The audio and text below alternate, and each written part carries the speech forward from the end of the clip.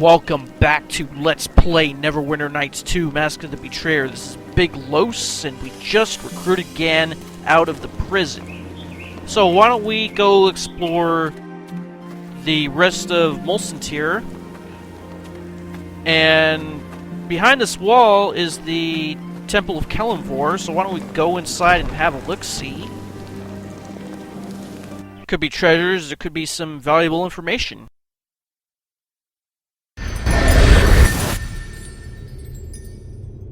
Alright. And it's evening right now, not quite nightfall. So this is the map layout of the temple.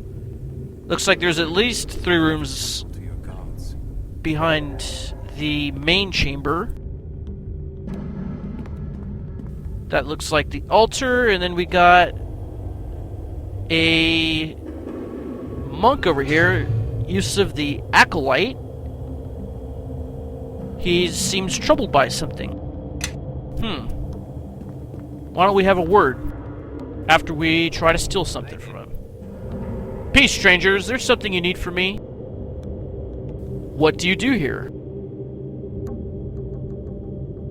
I'm an Acolyte of Kelemvor, but I've only recently arrived. My family sent me to join the faith. Things are still new to me, and somewhat disappointing. Disappointing in what way?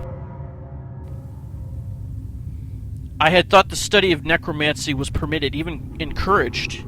Yet it seems that Kelemvor now views necromancy as an abomination. The previous gods of the dead had no such restrictions, and I had thought that Kelemvor would, well, retain the viewpoint of his predecessors. Why do you want to study necromancy?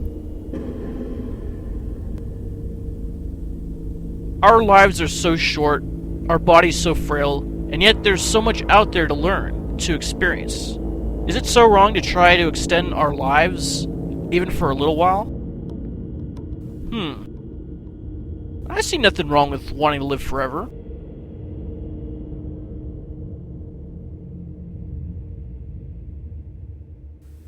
I'm pleased you agree. Darovik would likely frown upon such a belief, so beware. Who's Darovik? He is the high priest here at the temple. He's probably somewhere nearby. How have your studies gone? Poorly. What lore available to me here in the temple is vague and of little use. Is there anything I can do to help? If you come across any necromantic lore, I'll be interested in examining it. I'd heard mention of a great vault of lore at the Death God's Temple in Mulsantir, but they must be mistaken if they're referring to this place. Alright. So, peace again. What can I do for you? I found this book which mentions something called the Betrayer's Crusade. Know anything about that? I've never heard of such a thing. Perhaps the High Priest Darovik would know better. Where can I find him? He is the High Priest here, so, and should be somewhere in the temple. Farewell. Alright, so I guess we gotta go talk to that guy wandering around. Let's go in here, and looks like there's some bodies laying on some stone altars. This guy doesn't have anything to steal. Peace, stranger. Have you lost someone, perhaps, or does a comrade require the right of passing? No. What is this place? A house of comfort and faith. It belongs to Kelemvor, Lord of the Dead.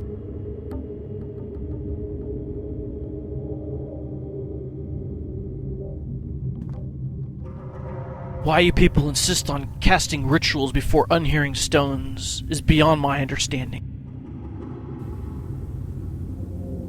Okay, Gann. At least when I cry out, the spirits of Rashomon answer, and with a fury greater than any god. So you are without faith, then? To the spirits of Rashomon, I have faith. In your statues and rituals, I think not. That is your right, of course, but I fear that perhaps what awaits you after this life, there is a place reserved for the faithless. I am not one of your wide-eyed cattle that fears plainer depths where eternal fires burn, where bodies are churned within the maws of beasts leagues wide, or a wall where the faithless of the realms scream, cry for release, but are locked forever in each other's clutches, with no god to cry to for mercy upon their lips. Imagine never sleeping, never dreaming, always awake, aware, without hope. That is what awaits you. Let's do this lore check. Do you mean the Wall of the Faithless? A wall? What nonsense are you threatening me with? He threatens me, that is all. It is nothing new in my experience. I do not threaten you, shaman. That was never my intent. But there is such a place, and I hope that you never find yourself there. And I hope I do not need to listen to your tales of woe, priest. Your hopes and dreams are gray enough, Captain. How much longer must we remain within this grave of a temple? Let's see, let's do the lore check. The priest can explain the wall better than I think.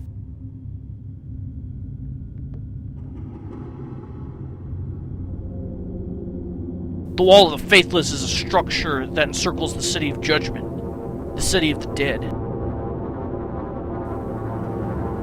If you pay respect to no god, it is what awaits you after death. Your soul becomes part of the wall. And what happens to it then? It is absorbed. You cease to exist as an individual and join with the wall. So it's destroyed? No, but your identity, your consciousness, ceases to exist. The wall has a hunger. It eats away at the consciousness, the memory, and finally the soul. Twisted dreams, delusions, and false promises, I assure you, priest. Such a place is not my destination. Though when your eyes close, I may twist your dreams so that you might see the absurdity of such a place. There's worse hells to imagine.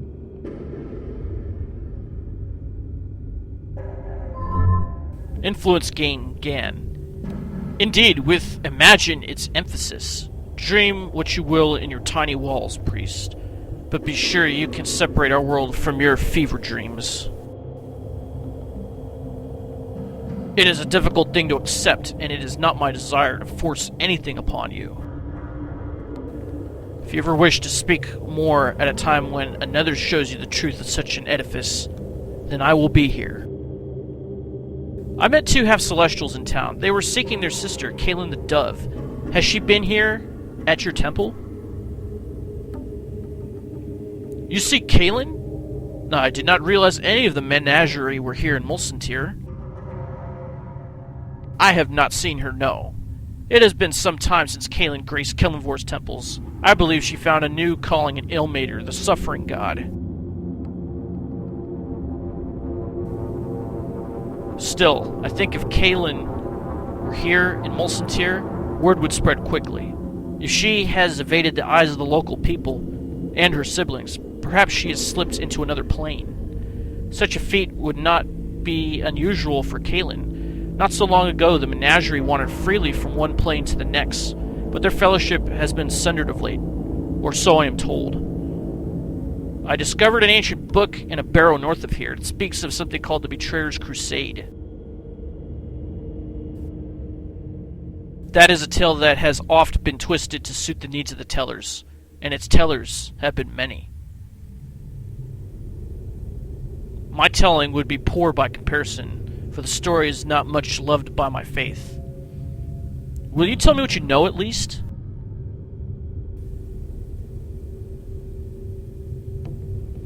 This temple has served 3 gods of the dead. In the days of Merkel, the first of these gods, a priest called Akachi presided here. Akachi turned against his god, and he marched an army to the gates of the City of Judgment. Such a thing should have been impossible, yet it was done. In the realm of the dead, Akachi the Betrayer sought to bring down the Wall of the Faithless. to tear it up from its roots and to set all the trapped souls free. Why would Akachi try to bring down the wall?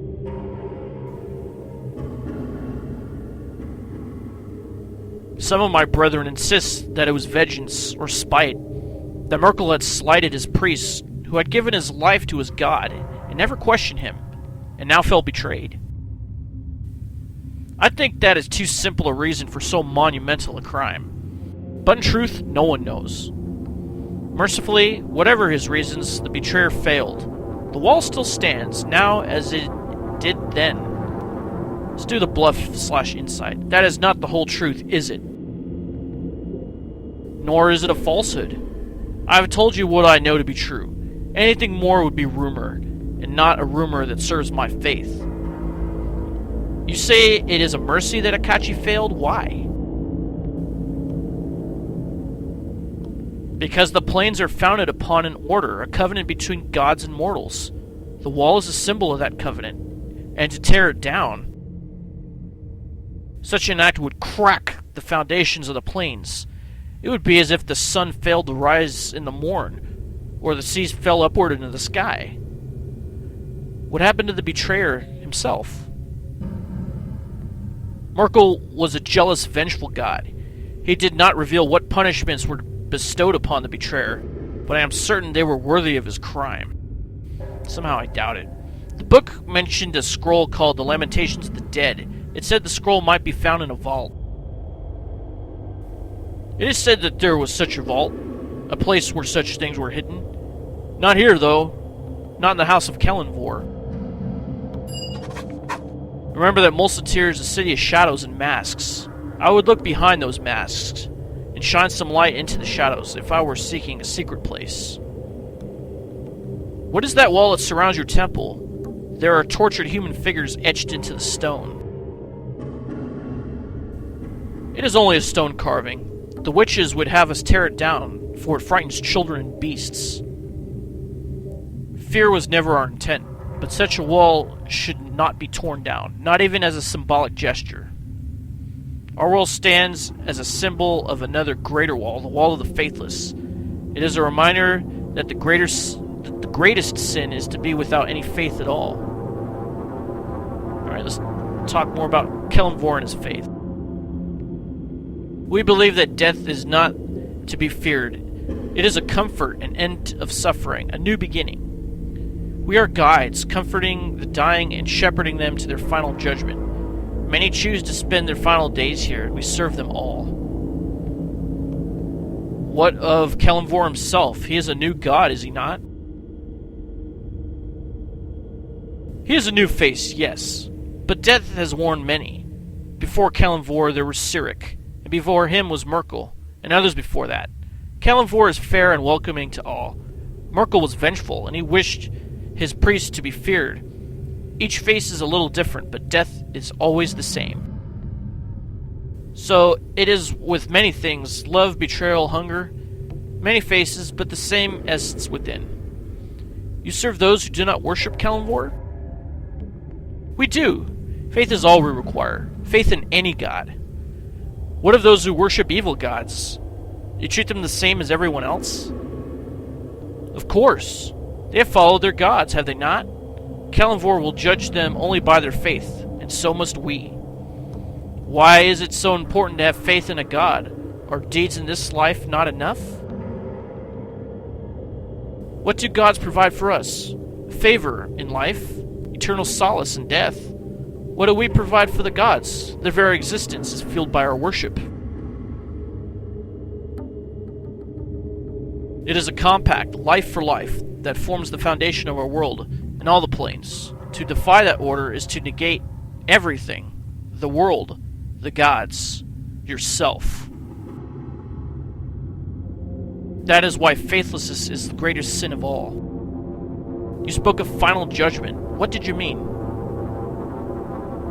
At the gates of the city of judgment, souls are said to gather, awaiting Kelemvor's verdict. His eyes rest upon each in turn, measuring their faith, and pronouncing them worthy to pass onward to the realms of the gods, of their gods. Some have betrayed their faiths and are judged false. They are doomed to serve forever in the city of judgment, each according to his means. As for those of no faith, who scoffed at the gods and went their own way, they are judged faithless, and their souls are mortared into a living, screaming wall. Do you perform services here as well? We pray when prayer will give comfort, and we collect the bodies of the dead, those of foreign birth, who are not claimed by the witches.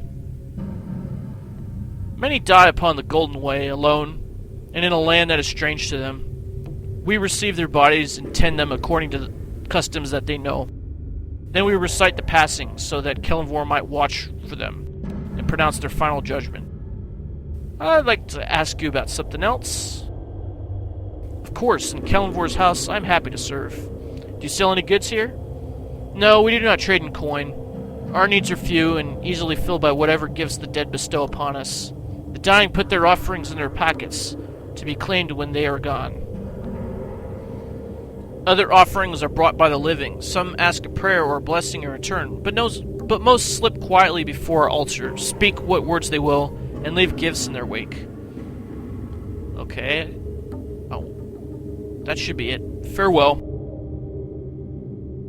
And we got a bunch of chests here, presumably holding the offerings that he was speaking of. So let's loot them and gather what we can, because there is no consequence for it. Oh yeah, before we do anything else, we have this armor that we were holding on to, the Shroud of the Leopard. Let's take it out of the bag of holding and give it to Gann, because I think this thing is uniquely suited to Gann. See, he comes with this leather armor +4 that we didn't equip before, but when we put it on, it gives an AC of 28, but if we put the Shroud of the Leopard on, it gives an AC of 29. And he comes with these other weapons, the dagger and the short bow. Well now, what do you want? However, Gann seems to be more suited to the short bow. So he'll be using that. And he also has exotic weapon proficiency, so if we find any katanas or bastard swords, we'll give that to him. But other swords like long swords he can't use, which is kind of strange, but oh well.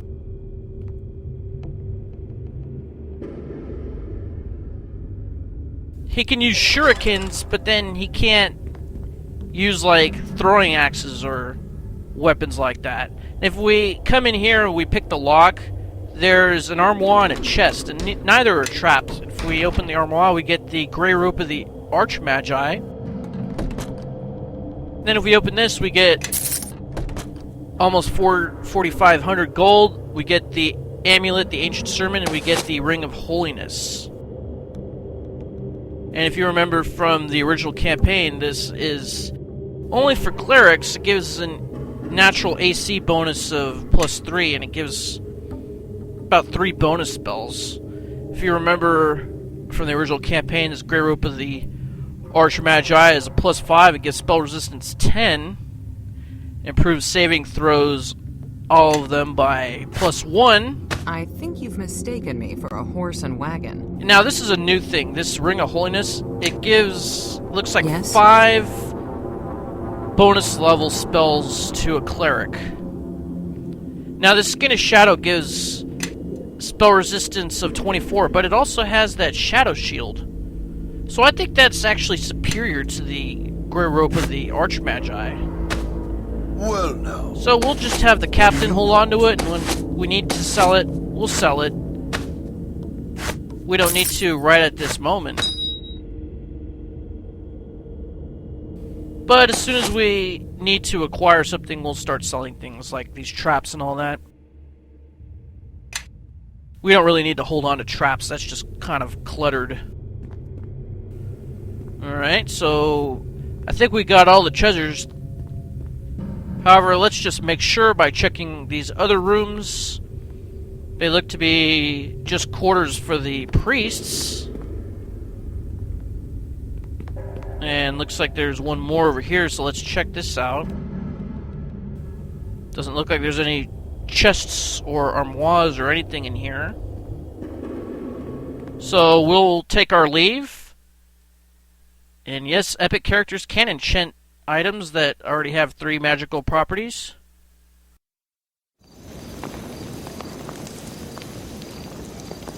Alright, so let's make our way forward. Now, I think it's almost the middle of the night. It's the 23rd hour. I think that's equivalent to 11 o'clock. Now, to the left is the Ice Troll Lodge. All who can hear, follow. Which is where all the berserkers gather, and Tu son revelos.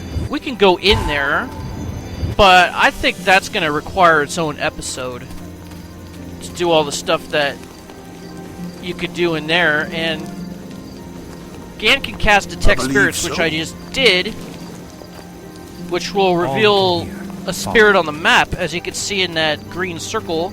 And now it's coming towards Gann, and it's a Telthor Badger. And this Telthor Badger will actually play a big part later, depending on how you handle events inside the Ice Troll Lodge.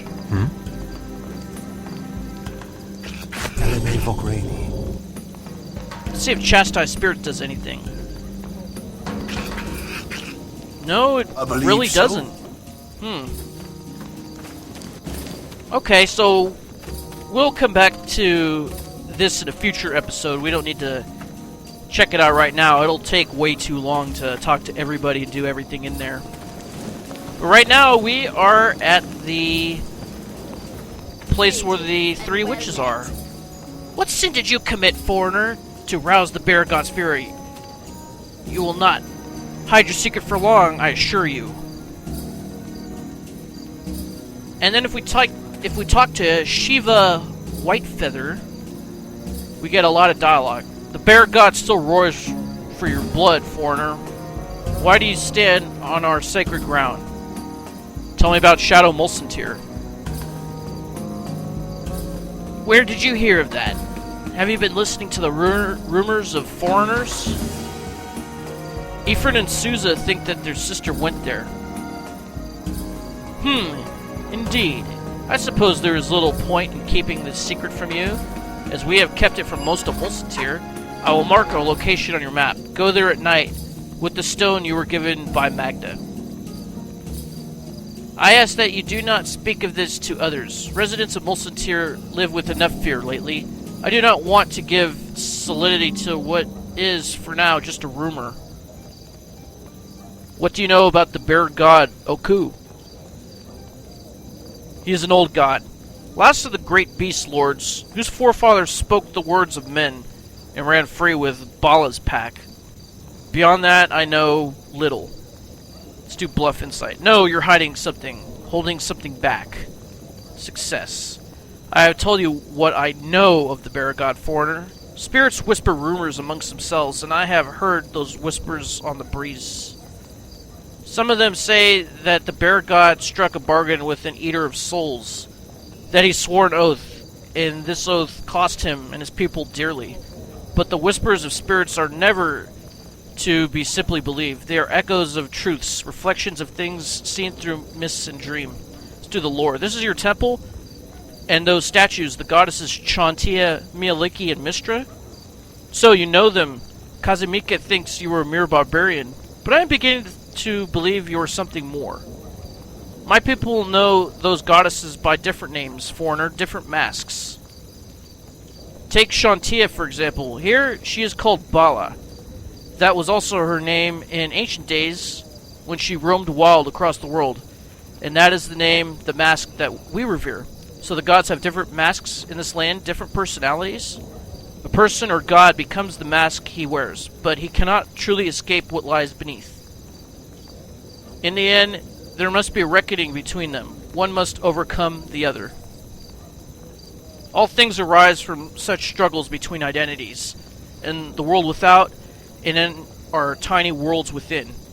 Does this temple sell goods or supplies? Yes, Katya is responsible for barter and coin. Farewell. Alright, and Katya is over here, so let's do sleight of hand, and of course she doesn't have anything. For as long as Shiva approves, I am permitted to trade with you from our stores if you wish. So yes, it is possible to be banned from trading with her. Would you like to see what we could sell you? Yes, show me what you have for sale.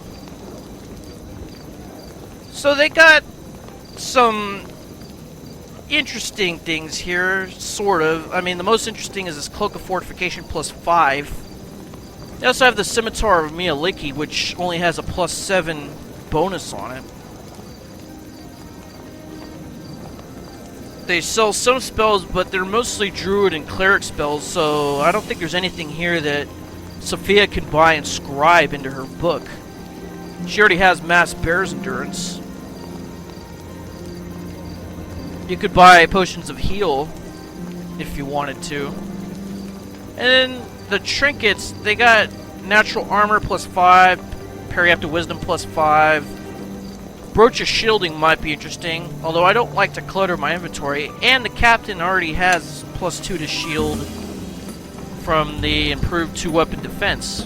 But we do have some of these traps that we've been collecting, so let's just sell them to make some room. Don't really need to hold on to them. And I'm sure if we went down to the bazaar and talked to Azim, I think his name is, you could probably get better prices.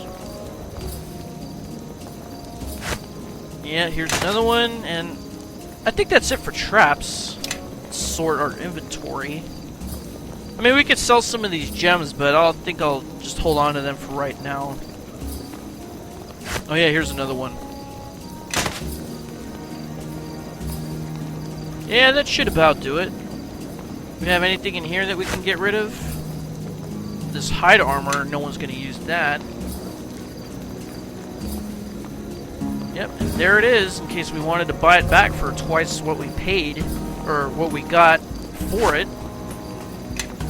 We don't need the padded armor. Let's see, let's sell one more thing and then we'll have enough for that Cloak of Fortification +5. We don't need that loot. All it does is cast light. And then we'll give the Cloak of Fortification +5 to Safiya, because she doesn't have a cloak.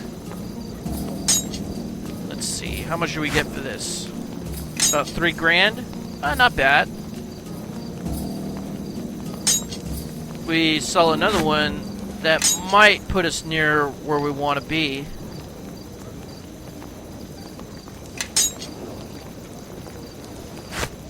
You know what, let's just give that one to Gann, just in case. I'm pretty sure he can use that. And then we'll buy this Cloak of Fortification +5. Yes. We'll give it to Safiya. And let's go into her inventory and we'll equip it.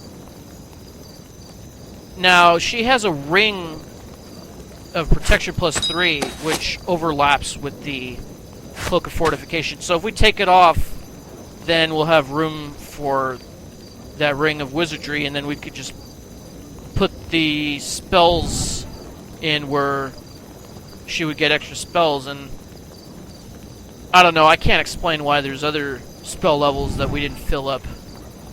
It seems to just drop spells sometimes. I don't understand why, and it doesn't really tell you why. I mean, I can understand if you de-equip a ring that's giving you a bonus level, fine, but why would you get an extra spell in a level that you weren't getting a bonus in from anything? I don't know, it's kind of weird sometimes. That's why you gotta check your spellbook to make sure that you're not getting cheated out of your spell zone. That was not a dagger, that was a spear. The spear does do better damage than the hand axe, but I want to have the hand axe just in case. What do you want? Gann has to engage in close combat, because I think you need like a 10-foot reach in order to get an attack with the spear. At least it is in regular D&D. Okay, so the witch marked a shadow portal on our map way down on the other side of town. Now there is supposed to be one here, and it is supposed to appear, and I don't know why it's not. 'Tis a shame you didn't leave any Thans for me, Outlander. I hear the theater was ankle deep in blood. Wasn't quite that deep, but it's pretty messy. Now there is a mound here, dirt mound, and you can get these boots. Boots of hardiness +3. We'll Come give this that way. to Safiya. She doesn't have any boots to wear, so if we equip these on her, her AC goes up to 32 now, and her constitution goes up. Well, That's now, why boots of hardiness are better than what boots do of you striding. want? And I don't know why the portal is not appearing here. Maybe you have to get it from the other side in Shadow Mulsantir. Well, I guess we'll go into the portal where the witch marked. What will we find there? Find out next time. This is Big Los signing off. See you in the next episode. Thanks for watching, and tenga un buen dia.